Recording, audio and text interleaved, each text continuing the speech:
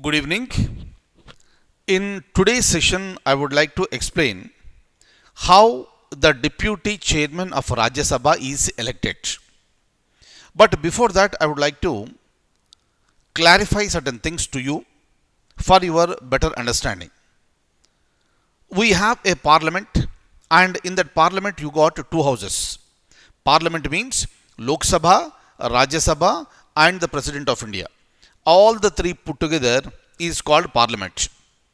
And as far as Indian Parliament is concerned, this is bicameral, meaning there are two houses. One is the lower house, that is Lok Sabha. Second one is the upper house, that is Rajya Sabha. And if you look at Rajya Sabha, in Rajya Sabha you see a chairman and also a deputy chairman. But who is the chairman? Chairman is none other than vice president.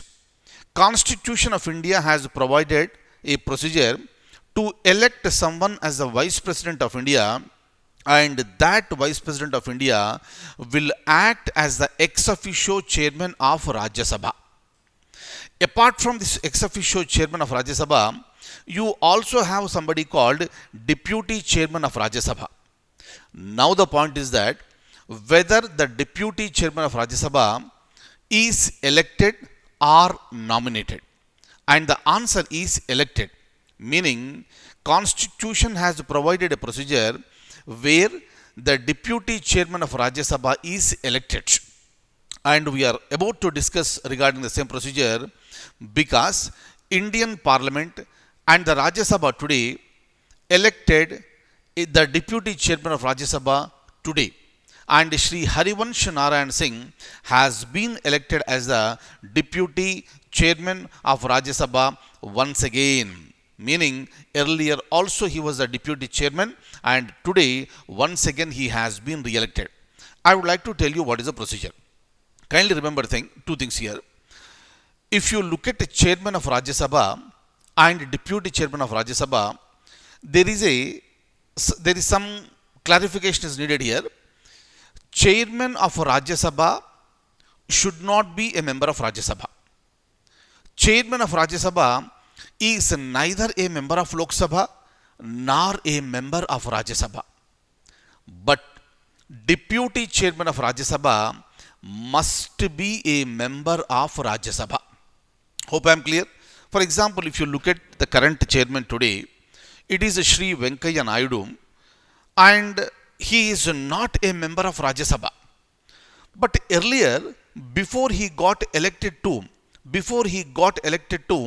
Rajya Sabha chairman, he was a member of Rajya Sabha for quite a long period of time.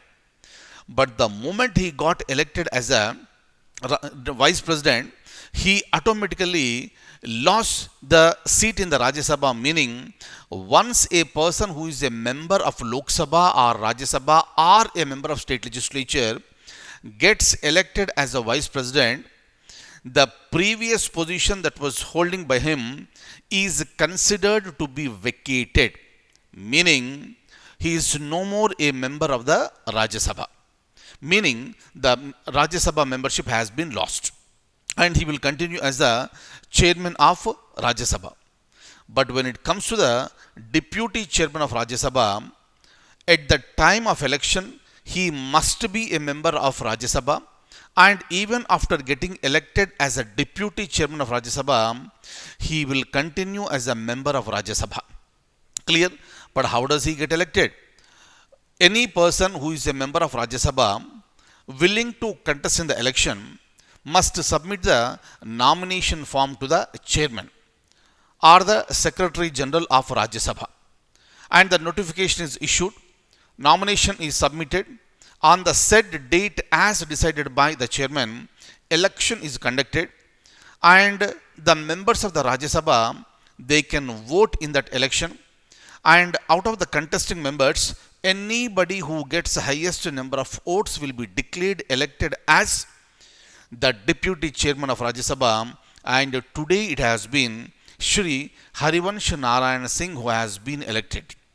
Clear? And kindly remember, if you look at Rajya Sabha member has a term of 6 years. And when it comes to Shri Harivansh Narayan Singh, He became Rajya Sabha member in the year 2014 and it came to an end in April 2020.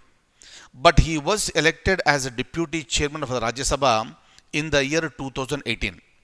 But in the year 2020, since his membership as Rajya Sabha has come to an end, he automatically lost the deputy chairman position.